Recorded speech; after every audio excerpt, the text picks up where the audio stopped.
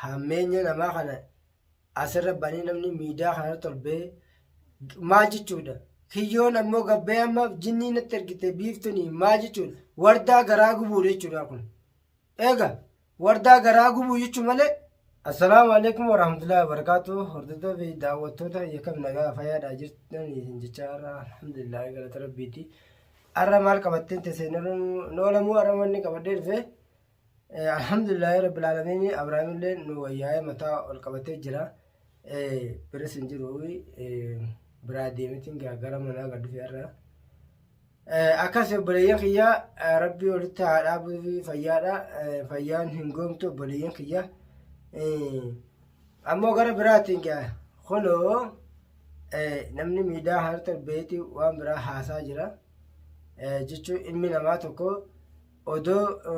haati dhalte garaa gubatu jiru namni irratti namaa dabaluu tanas Oromootiin yaa obboleeyyan kiyya waan akkanaa kana isinirraa hin eegamu dhaabbadhaa isin jechaa obboleeyyan kiyya namni kunii nama beektanii asirra ba'ee fiidoo useetuma waan biraa haasaa jiru kana ni gartanii eenyu yoo jettanii kiyyoodha. Adabadhu haadha ilmaanii garaa hin balleessin. Ilmoodha jalaa fuudhamte ati irratti dabaluu jirtaaf waan akkanaa kana sirraan eegamu obboleessi kiyya asumaan har'aan booda waan akkanaa kana dalagin. Ofiifuu garaan gubatu jira wardaan. Dheengadda faraqaa ilmooti Abrahaam akkasitti gaara keessa odoo yaanu akkas ta'ee ni gartaa atilleen yoo nu birallee jiraatu baatu gartee jetta fiidoo waan akkanaa gadhaa yoo obboleessi sirraan fakkaattu takka yoo dirmattee isii bira dhaabbattee fiidoo isii wajji teessee maarraa maratee ibsee haala gaara maareetee jinnii natti ergite biiftuun mitirqoo jettee haadha ilmaanii garaa maa balleessite ofiifuu tarabbii keessatti garaan gubatee jira yaa kiyyo. Awwaami kiyya dhamaa waan akkanaa kana adabadhu obboleessa isittiin gahima gad dhaabbadhu yoo dhaabbatte dhaabbadhu waan akkanaa kanarra sirraa fakkaatus waan akkanaa kana yoo nama bira dhaabbattee dhooroo isii yoo irraa dhoowwuu dandeesse bira dhaabbadhu irraa dhoowwuu dandeesse yoo dandeessellee haala amma deemu kanaan ishii tana akkam godhu jirta bara huccuu dhoosu malee nafneef yeroo akkanaa irratti dabaluu kana. Maalse atiin kun yaaddusa yaa obboleeyyan kiyya yaa Oromoo teenya kunooyi namni ilmi namaa tokko yoo nama yaadde silaayi rakkoo namaa adda qoochitu bira dhaabbatee irraa qoochitu qaba malee halaala taa'ee fooyyaan egaa waan akkanaa kana haasa'uun nama fakkaanne obboleeyyan kiyya inshaa Allah rabbii walitti haa dhaabuu fayyaa Abrahaamillee wardallee rabbi bilaal galchuuf inshaa Allah bilaal nama galchinaa sheekha wajjin amma nuti khawal marannee sheekha fuunet sheekha kanaatu mashkuula jira obboleeyyan kiyya mashkuula ta'e malee sheekha kana guyyaa inshaa Allah isinuu ni gartanii rabbi wajjin bilaal baafne wardaani galchina inshaa Allah fuula keenya duratti amma gaa Abrahaam kanaatti nu galaa dhukkubsatte namni obsa qabaachuu wayyaa waan shayni dheengadda nuun jee nutis waan nuti inni nuun jee kan guutin tura waa qaraa bayi sibiila maraamina harka qabadhaa nuun jee sun inni irraanfannee obboleeyyan kiyyaa sanumaafuu Abrahaam akkas ta'ee nu walumaanu odoon achi jiraadhu baadhee odoo an biraa fiiguu baadhe sila Abrahaam kan an akkuma Abrahaam ta'e kanan taa jechuu anillee kanaaf anis akkuma rifachuun biraa fiigee Micaanis yoo jarri ni fudhatee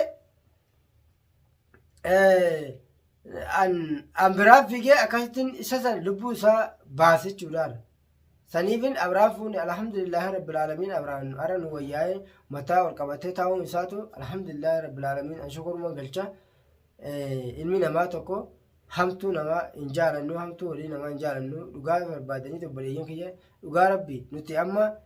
ani raasisa keessaa nama tokko hin qabnu nuti hundi namni keessaa guutuun karaa yaa'aa jiru akka karaatti deemu nu gartanii miidiyaa hargubbatu waan deemaa ni gartanii nuti namni nuti dirmatus anumaa fi wardaa numaa walii rakkatu jira malee numaa walii dhaabbatu jira malee obboleeyyan kiyya namni nuti dirmatee rakkoo teenya adda qoode nurraa qoodetis hin jiru numaattu hanga dandeenyu hanga rabbi nu gargaare wajjiin rabbuma keenya nu gargaara malee ilmi namaa tokko nuti nu gargaaraa jiru garuu hordoftoota daawwattoota keenya isin galateeffannaa isintu nu bira dhaabbatu jira harkanii guyyaa nu wajjin qaaxiraa buluu jirtanii nu wajjin dhaabbataa jirtanii bakka nuti dhaabbannu nu wajjin dhaabbatanii isin galatoomadha rabbi jazaa isin haa kafalu obboleeyyan kiyya nuti insha Allah rakkoon nama dabarti rakkoo tana keessaa namni nama baha namni rakkanes hin jennu fataana haadhatani fataana isaan rabbiin nama jaalatu mokkora kanaafuu obboleeyyan kiyya wardaa fi abrahaamillee rabbiin irraa haa guutu jireenya kanallee rabbiin ilmoo xiqqoo rabbiin manatti haa galchuufi insha Allah Abrahaam gaafa achi fayyee qulqullaa'ee ilmoo isaa wajjin ol bahee taphatuun ol insha Allah miidiyaa kana irratti insha Allah rabbi jee rabbii wajjin akkanumatti ilmi namaa tokko biiftuun hanga feetisillee waan birallee isatti illee daladdu namni jechuun isin ammoo isin jaalachuudha minaamin jirti namni yoo jaalatallee akkana nama godhu gaa nuti namni nama jaalatu gaa yoo dhugaadhaan amma Abrahaam hin fuune jeet ani fuune jee kaate gaa ni gartaniiti obboleeyyan kiyyaree miidiyaa kanatti gaa waan tana dura ta'es hanga tana dura ta'e waan ta'es ni gartaniitire ani fuune jeet waan gocha bilaalii fi gocha kana hundarratti raawwate sheenee jechuudha obboleeyyan kana asirratti ni sheenee eenyu kana godhe biiftuu kana godhe isa qalbii hatteeti qalbii isa hatteet waa takka akka inni gara wardaa hin dubbanne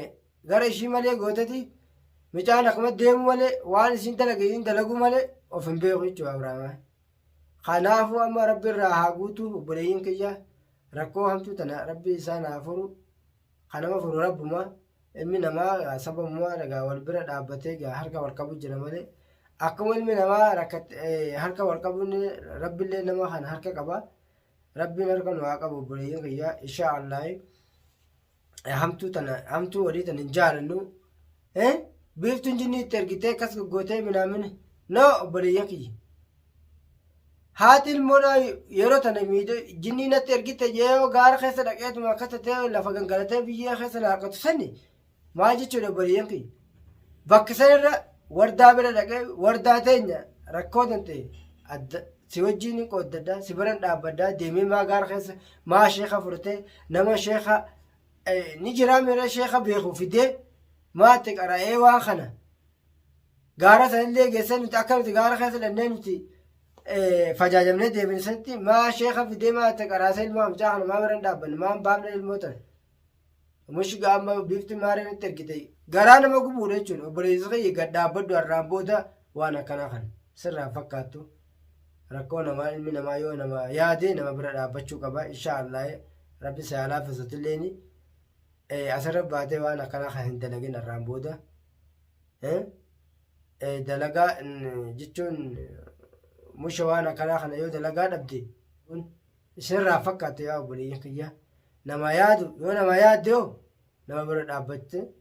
nama rakkatu rakkoo namaa san qooddachuu sani malee asirra baatee lammuu waan akkanaa hinaasina obboleeyyan kiyya waan isinii dhaamu tanuma insha Allah rabbiin fayyaa nu haa kennu rabbiin ramadaana deebi jira obboleeyyan kiyya ammeenya namaa kana hin barbaannu nama hamatus hin barbaannu nuti nama ambara dhaabbadde wardaa malee nama biras nama wajjiinis hin dhaqqaban waan tana wardaa bira dhaabbadde wardaa miskiina dhalaadha nama qabdus saahiba qabdus magaalaa tana keessatti rabbi malee anumaaf rabbi malee nama biraan qabdu